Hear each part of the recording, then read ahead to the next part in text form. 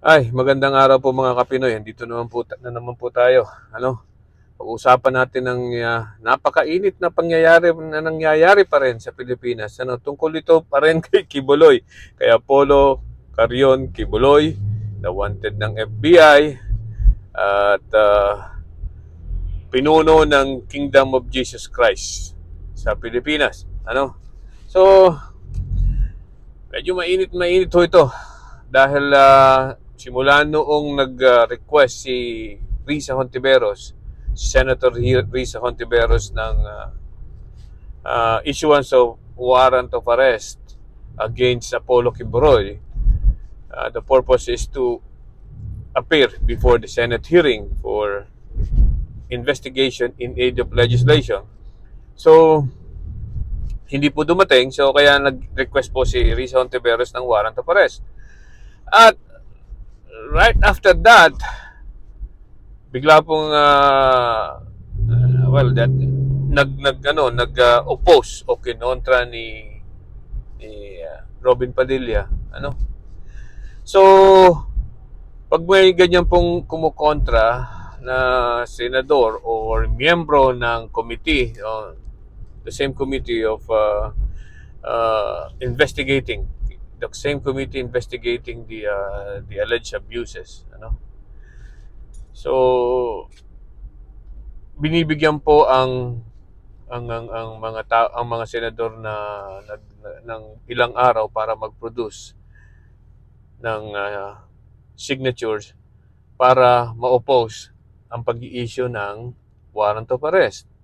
Sa pagkakataong ito, kailangan ni Robin Padilla ng walong signature. Alright? So, meron siyang ilang araw, I think up to next week, to produce the 8 signatures. So, at the first instance, talagang sinabi niya agad na nagpa-press conference pa daw at sinabi niya na meron limang senador na pumirma na agad. So, ang mga yan po ay si Robin Padilla, of course, si Amy Marcos, si Bongo, Cynthia Villar, at si JV Ejercito. Wala namang hindi naman kabigla-bigla yung mga pumirma na yan. Medyo nagtaka lang ako kung bakit si Cynthia Villar ay pumirma din. Ganun yan. Ang committee ay Committee on Women, So, at Women's Month pa naman ngayon, dapat siguro sinusuportahan nila ang mga women. Pero, at any rate, so si Robin Padilla, ang dahilan daw po niya ay separation of church and state. Ibig sabihin ba yung mga gumagawa ng kalokohan ng miyembro ng relihiyon ay hindi na dapat maimbestigahan? Is that a free pass for them para gumawa ng krimen? No, hindi po. Hindi. So, I don't think na ang dahilan ni Robin Padilla ay valid. Ako'y naniniwala pa rin na kaya yan ay sumasalungat at kumakampi kay Kibuloy ay dahil sa utang na loob niya sa kanila o kung ano man. Katulad ng sinabi ko sa nauna kong mga vlog.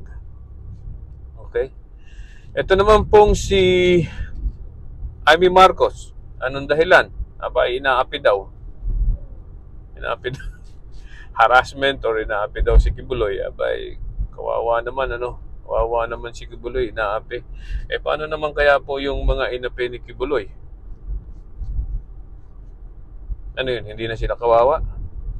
Pababayaan na lang ba natin na gano'n? Kung yun man ay totoo? Kung yun man ay totoo, ay siguro dapat managot si Kibuloy, patatlo ay itong si Bongo. Ano ba naman si Bongo? Talaga namang yan ikakampi dyan. At yan ay kasama niya sa Davao. Utang na loob din. O kaibigan niya. Ganun. magkakasama yung mga yan, nila Digong noong una pa lang, ano?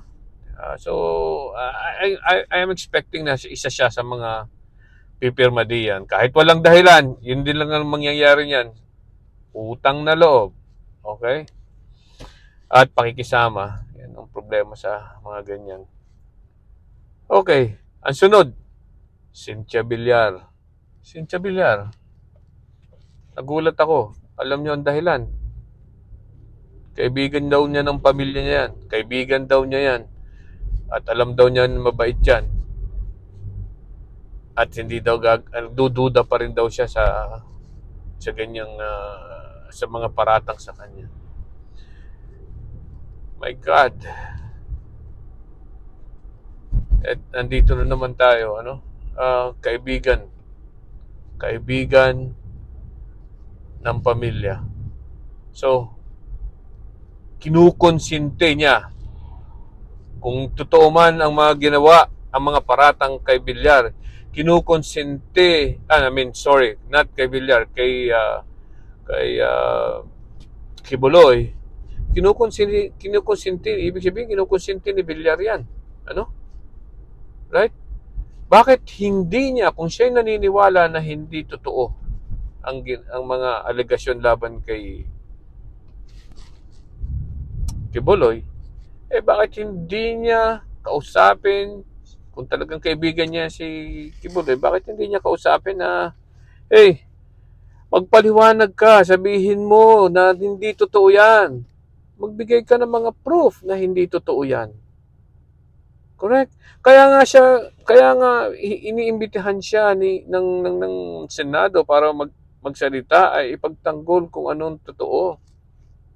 Bigyan siya ng pagkakataon na ipagtanggol ang sarili niya at sabihin ang katotohanan. So,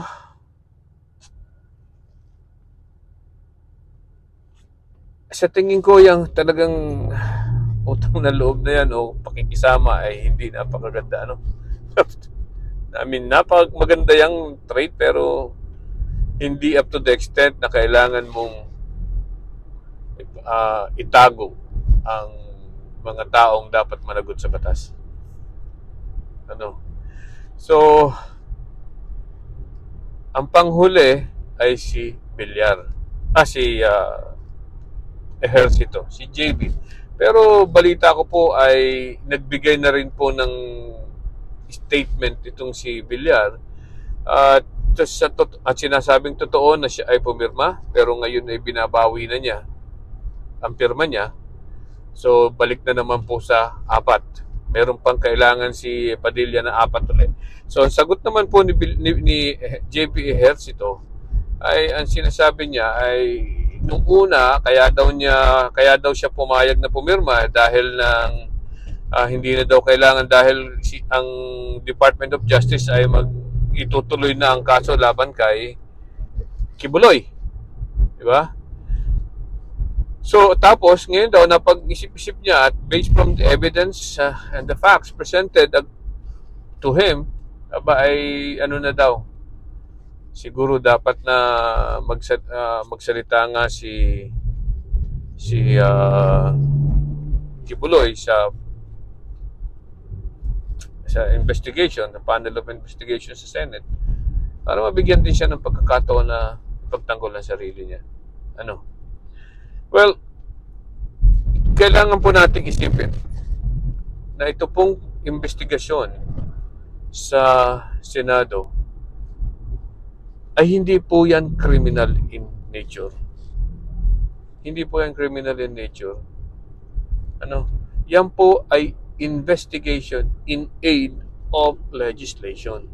So, ibig sabihin po, ay kaya lang sila nag-iimbestiga para gumawa ng batas nang sa ganun, kung yan may mga maling nangyayari before, may mga maling nangyayari ng una, maitatama ng batas para hindi na mangyari muli. Yan po ang yan ang dapat na ginagawa ng Senado o ng Kongreso. In aid of legislation. para makatulong sa paggagawa ng batas. Alright? So, antabayanan uli natin ang susunod na mga pangyayari sa Pilipinas.